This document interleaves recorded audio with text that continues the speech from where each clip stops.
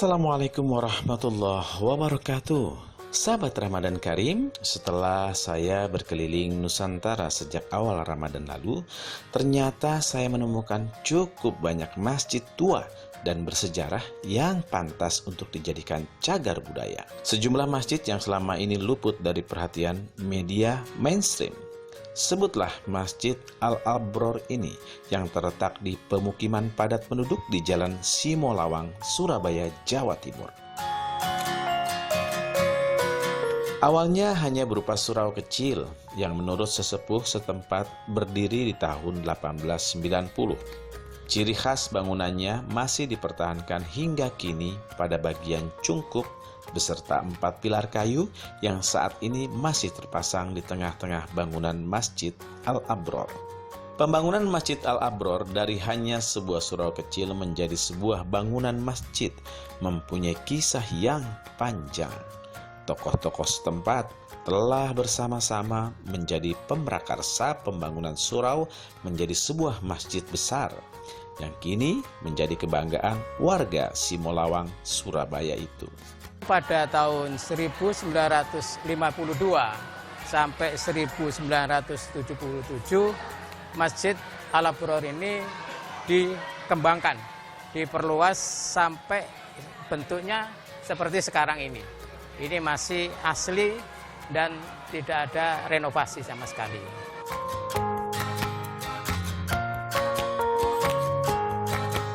Jadi pada bangunan yang dulu dengan 4 tiang yang ada itu sekarang ini pemikiran daripada sesepuh para kiai ini menandakan bahwa perjuangan dulu setelah Rasulullah itu yaitu para sahabat-sahabat Abu Bakar, Umar, Utsman, dan Ali. Ini berdirinya berarti menandakan tegaknya tetap untuk agama itu. Emang masjid ini terkenal unik.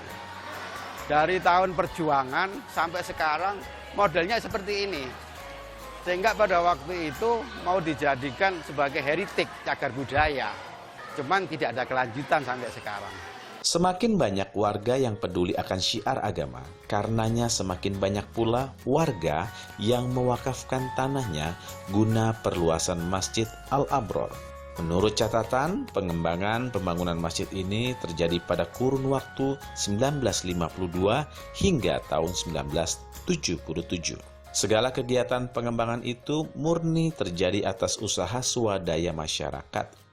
Dalam perjuangan mereka untuk mewujudkan perluasan dari Masjid Al-Abror Simolawang ini, yaitu untuk menggali dana dengan menjual seperti batu bata, genteng, dan sebagainya untuk dijual kepada para jamaah, menggantikan di situ.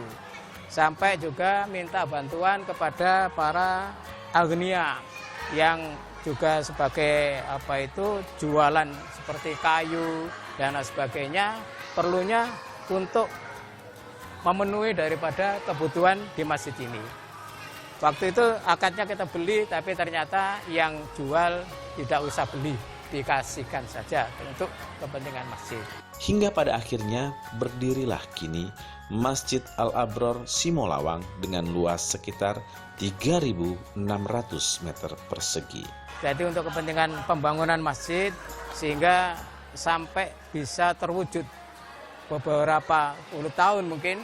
Jadi tidak secepat apa yang diharapkan seperti bantuan dari pemerintah ya. Ini karena masing-masing dari personil sehingga perlu waktu yang cukup lama perjuangannya di situ. Tahun berganti tahun, semangat masyarakat Simolawang semakin terpupuk. Kesadaran akan syiar agama pun semakin hidup. Syiar agama dirasa perlu tidak hanya terbatas pada penduduk sekitar, tapi hendaknya bisa diterima oleh masyarakat dengan jangkauan lebih jauh dan meluas lagi. Untuk mewujudkan keinginan tersebut, pada tahun 1664 berdirilah Radio Menara 3 Masjid Al-Abror. Jadi untuk radio ini memang sejak tahun 71 itu sudah ada. Kemudian legalisasinya tahun 77. Nah, itu terpancar sampai ke Lamongan, Pasuruan, Madura, Surabaya. Sehingga nama Masjid Al-Abror Simolawang ini menggema pada waktu itu. Dulu ada salah satu anggota dewan yang kebetulan beliau itu adalah seorang ulama. Jadi namanya Kiai Haji Mujib Ridwan. Dan di sini juga di Masjid Al-Abror ini banyak kiai juga yang basicnya juga basic dakwah secara total. Maksud total itu bisa menyeluruh se-Jawa Timur.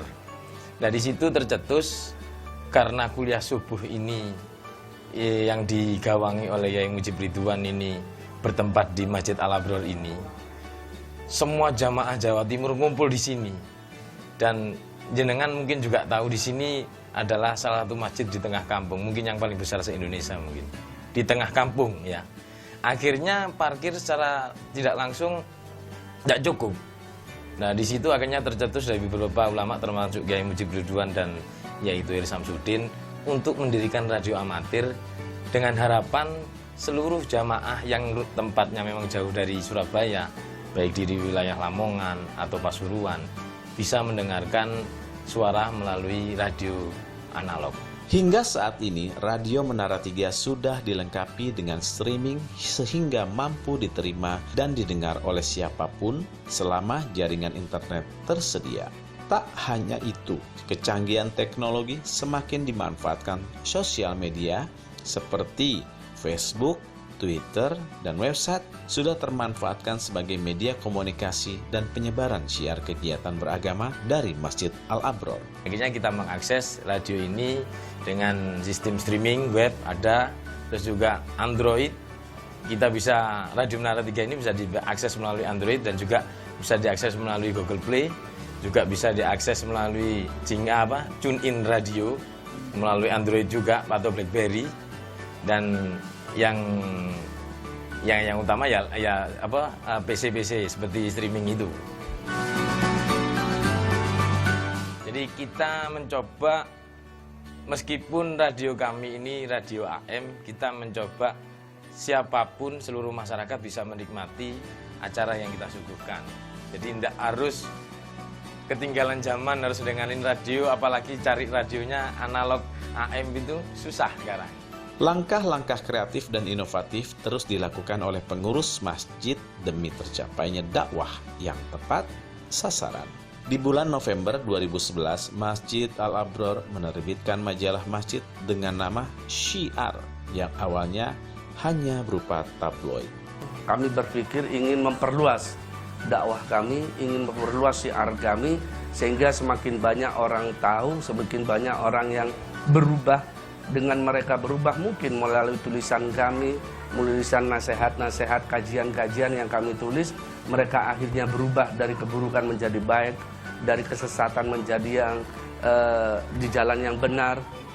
Saya yakin Allah Subhanahu wa Ta'ala akan memberikan pahalanya walaupun saya meninggal. Sahabat Ramadan Karim, subhanallah, setiap masjid punya cerita tentang syiar Islam.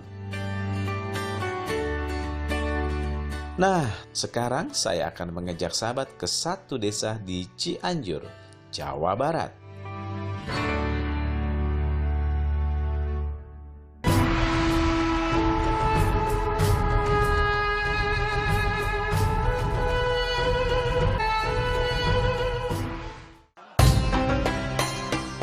Sahabat, tidak beda dengan malam-malam Ramadan sebelumnya. Suasana dini hari menjelang sahur di Desa Mayak, Kecamatan Cibeber, Cianjur ini tetaplah istimewa.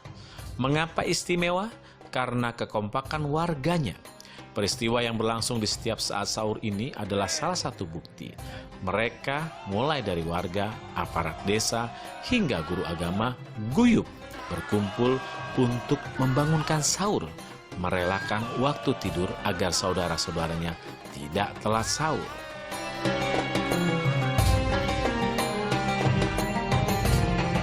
Sahabat, di episode kali ini saya memang sengaja mengajak sahabat berkunjung ke Desa Mayak ini. Lokasinya sekitar 30 menit perjalanan memakai mobil dari pusat kota Cianjur untuk bertemu dengan Ustadz Ceceng Manaf, seorang guru ngaji yang juga buruh tani. Siang hingga sore hari, Ceceng bekerja menggarap sawah orang lain.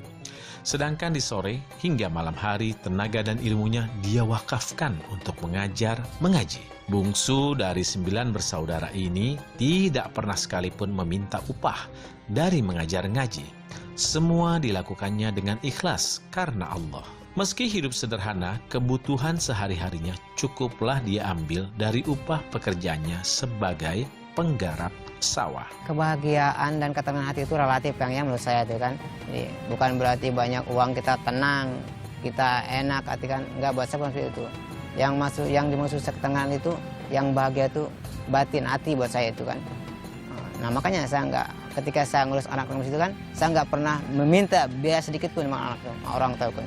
Walaupun orang tuanya pernah ngomong kan, berapa minta dia bayaran kan setiap bulan kan, anak-anak harus bayar berapa. Saya bilang gini, Bu, tujuan saya itu beribadah, bukan materi, saya bilang. Kalaupun ibu mau ngasih, saya bilang kan, mau sedekah, ngasihlah. Saya bilang, sekemampuan ibu, mau berapa ke silakan, saya bilang. Tapi saya nggak minta, saya bilang. Sahabat Ramadan Karim, kepedulian Ceceng untuk aktif mengajak dan mengajar ngaji Al-Quran berawal dari masa perantauannya di Pulau Sumatera 16 tahun yang lalu. Waktu itu, anak dari pasangan Kinta dan Oni ini ikut kakaknya bekerja serabutan di daerah Lemah Abang, Palembang. Menginjak usia remaja, tentu kan kebutuhan saya juga makin meningkat. Ketika saya di pondok, saya berpikir, saya merasa waktu itu cukuplah ilmu yang saya dapatkan kan. Bukan berarti saya merasa cukup dengan ilmu, tapi melihat keadaan orang tua juga kan. Waktu itu orang tua udah uzur. Dia terus biaya juga bukan hanya saya kan, masih banyak kakak-kakak saya waktu itu. Udah saya pikir saya pengen belajar kerja lah keluar daerah tuh kan. Pertama sih ibu melarang juga kan, gak usah dulu katanya, kasihan dulu pendidikan kamu, pesantren kamu. Saya bilang, Bu, saya cerain alasannya gini kan. Akhirnya ibu ngizinin, ya udah saya mencoba merantau bekerja kan keluar daerah, langsung ke Pulau Sumatera. Disitulah saya belajar bekerja, mencari nafkah buat kehidupan saya dan keluarga saya. Ketika itu Ceceng melihat satu musola yang terletak di dekat rumahnya. Musola yang sudah lama mati, tak ada orang yang memakmurkannya. Lama-lama di situ saya dipercaya juga mengurus sebuah masjid, ya, Langgar Al-Iman situ, sambil mengurus anak-anak situ. Dan alhamdulillah juga pas pertama saya ke situ itu, di situ agamanya masih kurang lah istilahnya kan. Pendidikan anak-anak masih kurang kan. Waktu masjid itu paling banyak 3 orang. Cuma alhamdulillah ketika saya masuk situ, saya ngobrol-ngobrol sama sesepuh masjid situ. Ya, kebetulan juga dia orang Sunda ya, orang Cirebon. Cuma dia udah lama di Palembang. Alhamdulillah lama-lama di situ saya dipercaya. Awal pertama saya mengurus anak itu emang anaknya beliau, anak bapak itu kan cuma 1 orang. Bertambah 2 orang, 3 orang, nyampe Kak sampai 10, kurang lebih 10 orang lah anak-anak itu kan. Tak hanya anak kecil, Ceceng pun mengajak anak-anak muda di sekitarnya untuk belajar mengaji. Namun kali ini dengan cara yang unik. Walaupun memang saya susah untuk menyatukan para pemuda itu kan. Jangan sampai Kak pemuda itu cuman istilahnya main nongkrong, nah itu loh gitu. Saya masuk ke dalam mereka, ketika mereka suka main apa, main gaplay, main bola, saya masuk ke sana ya kan. Saya ikutin, saya nggak pernah mencela mereka, enggak. Saya masuk ke sana, saya ikutin mereka. Nah, sambil masuk itu, pas ada waktu-waktu dikit, saya masukin juga masalah agama untuk mereka. Alhamdulillah situlah anak-anak muda itu kan tertarik sampai ke alhamdulillah saya bisa membentuk sebuah seni hadroh anak muda itu kan. Sampai sekarang udah berjalan 3 tahun lebih lah alhamdulillah itu kan. Awalnya dari situ. Proses mengajar ngaji pun berjalan lancar sampai pada satu peristiwa yang membuat gundah hatinya. Awal mulai saya udah agak kerasan, nggak betah itu perasaan saya itu. Ketika saya pertama ditawarin sama sepuh masjid itu kan, dia ngomong sini, saya minta gaji berapa per bulan, saya bilang. Dia bilang begitu sama saya kan. Nah, mulailah gundah perasaan saya kan. Kok minta gaji, saya bilang apa? Saya kesini kan lillahi ta'ala, karena Allah, bukan karena uang sebenarnya. Dia bilang, kamu minta gaji berapa per bulan? Alhamdulillah bukan bapak katanya sombong gitu kan. Tapi kan kamu udah berjuang kan. Saya bilang gini Pak, saya bilang, tujuan saya bukan materi ke sini, saya bilang. Bukan saya tujuan materi sebenarnya. Saya hanya ingin ikut lah, berbaur lah, menyumbangkan ilmu saya nggak seberapa, saya bilang kan. Itu yang penting, tujuan saya itu generasi Islam kita muda kita tuh di masa datang itu lebih baik daripada kita lah, saya bilang gitu kan. Terus tempat ibadah kita masjid itu jangan disamakan dengan tempat yang lain, saya bilang gitu kan. Alhamdulillah kan sekarang masjid itu fungsinya untuk ibadah, bukan untuk main-main tuh kan. Nah, alhamdulillah sekarang udah berubah. Jadi Bapak nggak usah bicarain masalah gaji, saya bilang. Kalaupun saya bilang gini, kalaupun Bapak ada rezeki mau ngasih, nah, kasihlah sedekah ke saya, seberapapun Bapak punya, berapapun Bapak kasih, saya terima. Tapi kalau Bapak bilang gaji, saya nggak mau, saya bilang. Sampai pulang, saya bilang gitu kan. Ya, tawaran itu cukup mengusik hatinya, sampai akhirnya membuat Ceceng memutuskan untuk pulang ke kampungnya.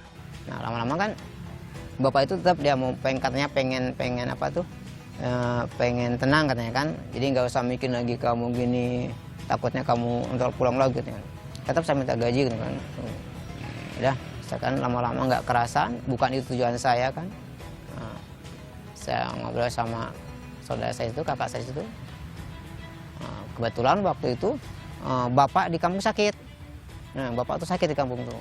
Pas kebetulan misalnya. Ya udah, Kak saya mau pulang, bilang kan. Pulang dulu apa pulang katanya.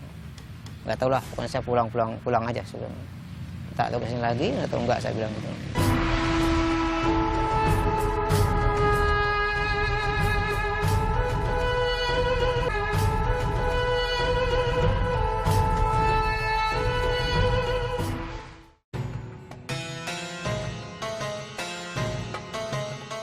Sekarang sudah lebih dari 15 tahun, Ceceng kembali ke kampung halaman dan melanjutkan asa untuk syiar agama.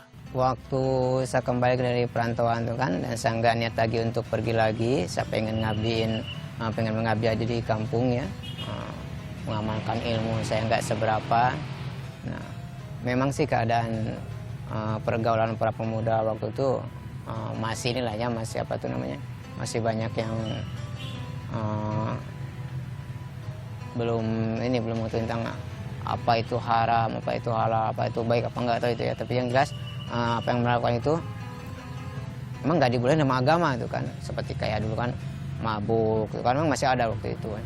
Nah, dengan tekad saya yang kuat, saya juga waktu itu juga ngeri ketika saya lewat kalau malam anak muda lagi ngumpul-ngumpul di jalan itu kan. Pas saya tengok dia lagi minum, mereka nanya waktu itu, saya bilang, oh udah pulang dari sini dengan pengajian, saya bilang. Saya nggak marah waktu itu, cuma kasihan juga. Nah, lama-lama saya deketin mereka, saya bilang, deketin mereka kan. Terus saya bilang ngobrol. Saya bilang, gini, saya bukan fanatik, saya bilang. Kamu kan tahu, begini malam kan, nah, kalau malam kamu mabuk sambil main gitar, teriak-teriak. Kamu tuh nggak, saya bilang, orang-orang di sini kan, tetangga-tetangga itu kan, siangnya kerja, malam istirahat, sementara kamu nyanyi-nyanyi, teriak-teriak, mereka kan terganggu, saya bilang. Mereka itu bukan nggak mau ngomong, kamu tuh, saya bilang. Cuma mereka canggung, kan? Karena kamu anak-anak sini, kan? Ya kamu tapi nggak ganggu. Emang secara fisik kamu nggak mengganggu, saya bilang. Tapi suara-suara kamu yang bising itu mengganggu mereka, saya bilang. Ada anak kecil yang masih bayi itu kan, saya bilang gitu. Udah gini, masalah kamu masih suka mabuklah, saya bilang. Kalau memang kamu mau berhenti, jangan. Tapi saya tolong tuh, saya minta tuh jangan terlalu inilah, ya bilang. Kalau bisa jangan di luar seperti ini, jangan teriak-teriak mengganggu orang lain, saya bilang. Seperti itu. Lama-lama saya sering ngobrol kan, saya gaul mereka, saya masuk lingkungan mereka. Alhamdulillah kan. Emang sih nggak mudah juga kan. Harus begitu lu berhenti nggak, bertahap lah, bertahun-tahun saya masuk mereka suka olahraga, saya ikut mereka olahraga kan gitu tuh. Terus mereka walaupun istilahnya berat, karena tekad saya kuat, alhamdulillah kan, sampai sekarang tuh saya nggak pernah lihat lagi namanya anak muda mabuk-mabuk. Awalnya emang sedikit anak juga, anak-anak kan 3 orang, 4, alhamdulillah nggak nyampe setahun tuh kan hampir 20 orang lebih, anak-anak usia TK sampai SMA tuh di pengajian itu kan. Nah, sampai sekarang alhamdulillah kurang lebih 70-80 ada lah, cuma ya walaupun memang nggak tiap malam ada yang datang, ada yang enggak, kan udah biasa lah anak di kampung itu kan. Untuk anak muda juga alhamdulillah ya. Yang dulu sering nongkrong waktu ibadah, sekarang alhamdulillah kan mereka sholat dulu waktu ibadah, habis sholat nongkrong, apa saya bilang gitu kan. Alhamdulillah Ikatan remaja masjidnya juga alhamdulillah. Yang dulu pernah mati lah istilahnya dulu kan. Alhamdulillah sekarang kegiatannya dengan tiap malam Rabu, malam Minggu itu kampung tuh seperti bercahaya lah itu kan ya. Kegiatan masjid itu belajar marhaba, berjanji itu kan, kita berjanji. Terus belajar salawatan, belajar hadroh. Sampai alhamdulillah lah ketika bulan-bulan ke belakang tuh kan yang mengundang tuh dari mana-mana alhamdulillah tuh kan. Sampai sebulan tuh hampir semalam dua itu kan, 2 undangan lah gitu kan. Ada itu kami itu malam muda itu kan. Alhamdulillah, upaya Ceceng bersama para sesepuh desa tentunya sekarang sudah menuai hasil. Dia memang sudah dengar dari kebaya bahwa kan saya sudah menyaksikan sendiri dia memiliki pengajian anak-anak. Dan itu salah satu pesan dari guru saya dulu, bahwa harta yang paling mahal itu bukan rumah. Harta yang paling mahal itu bukan kendaraan, tapi harta yang paling mahal itu adalah santri. Jadi dengan keuletannya saya mengetahui sendiri Pak Ustadz Ceceng ini setiap malam mengaji. Bahkan warga masyarakat juga setiap datang pengajian Muharram atau Rajab atau Maulid, dan Pak Ustadz Ceceng selalu mengundang saya juga untuk memberikan tausiah pada imtihan anak-anak pengajiannya. Ya alhamdulillah dia itu dengan penuh keikhlasan, dengan tidak terpengaruh oleh pemuda-pemuda zaman sekarang lah gitu. Dia masih tekun mau mengaji, ngawuruk istilahnya lah, menguruk ngaji anak-anak di kampung sini. Kemudian dia juga bisa berkreasi lah di bidang agama seperti hadroh dan sebagainya, mengajak anak-anak atau pemuda-pemuda untuk aktif lah di bidang kesenian yang Islami begitu. Doa dan harapan pun disampaikan oleh para tokoh desa ini. Harapan saya untuk Pak Ustadz Ceceng semoga istiqomah di dalam menjalankan tugas agama ini, dan mudah-mudahan juga masyarakat benar-benar mengerti bahwa kepentingan agama itu lebih penting daripada segalanya. Dan mudah-mudahan saya doakan Pak Ustadz Ceceng, keluarganya semuanya diberi kesehatan oleh Allah Subhanahu wa taala dan mendapat limpahan barokah dan karomah dari Guru Agung Syekh Ahmad Sayyid Waqat Tajul Arifin radhiyallahu anhu. Ya mudah-mudahan selama ini Kang Aceng bisa diberi kekuatan sehat walafiat, sehat fisik, sehat batinnya, kemudian bisa lanjut untuk eksis di masyarakat, baik di bidang keluarga, nafkah orang tuanya, maupun membimbing anak-anak di kampung ini. Gitu. Ceceng mengaku ada satu nasihat orang tua yang membuatnya kuat dan ikhlas selama ini. Saya bisa seperti itu emang yang paling itu orang tua buat saya itu. Orang tua itu bukan hanya dia orang tua tapi guru buat saya itu kan, orang tua itu. Segalanya buat saya itu kan. Saya dari kecil beliau didik itu kan. Nah, nasihat orang tua yang paling saya gak pernah lupa kemanapun. Seperti ini katanya. Kamu silakan pergi kemanapun kamu mau. Dunia ini luas. Dunia milik Allah. Silakan pergi. Cuma satu yang jangan kamu lupakan. Apa Pak? Saya bilang, sholat. Dia bilang gitu. Silakan kamu mau jadi apa, mau tinggal di mana, mau pergi kemana, silakan. Tapi jangan sampai kamu pernah tinggalkan sholat. وَأَقِمِ الصَّلَاةَ طَرَفَيِ النَّهَارِ وَزُلَفًا مِّنَ اللَّيْلِ إِنَّ الْحَسَنَاتِ يُذْهِبْنَ السَّيِّئَاتِ ذَلِكَ ذِكْرَى لِلذَّاكِرِينَ. Dan dirikanlah sholat itu pada kedua tepi siang, pagi dan petang, dan pada bahagian permulaan daripada malam. Sesungguhnya perbuatan-perbuatan yang baik itu menghapuskan dosa perbuatan-perbuatan yang buruk. Itulah peringatan bagi orang-orang yang ingat.